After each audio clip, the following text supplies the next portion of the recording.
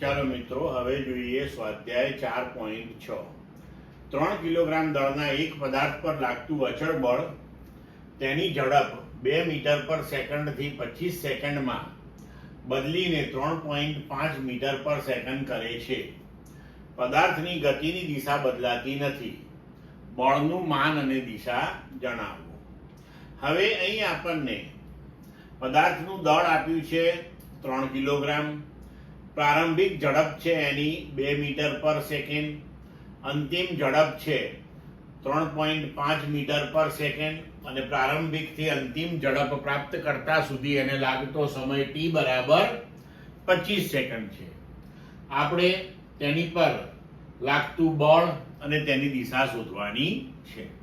હવે આપણે જાણીએ છીએ કે બળ બરાબર દળ ગુણ્યા પ્રવેગ. દળ આપેલું છે, પ્રવેગ આપેલો નથી.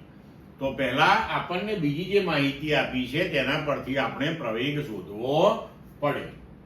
તો હવે F બરાબર ma માં આપણી પાસે a નથી. તો હવે આપણે પ્રવેગ માટે સૂત્ર વાપરીએ. a બરાબર વેગનો ફેરફાર ભાગ્યા સમયગાળો v minus v0 by t. હવે v આપણું 3.5 છે, v0 2 છે, ભાગ્યા 25. તો આપણને જવાબ મળશે 0.06 મીટર પર સેકન્ડ સ્ક્વેર. હવે આ મૂલ્ય આપણે આ સમીકરણની અંદર મૂકી દઈએ. તો m બરાબર 3, પ્રવેગ બરાબર 0.06. તો બળ થઈ ગયું 0.18 ન્યૂટન. બરાબર. અને હવે અહીંયા ઝડપ વધી રહી છે. બરાબર.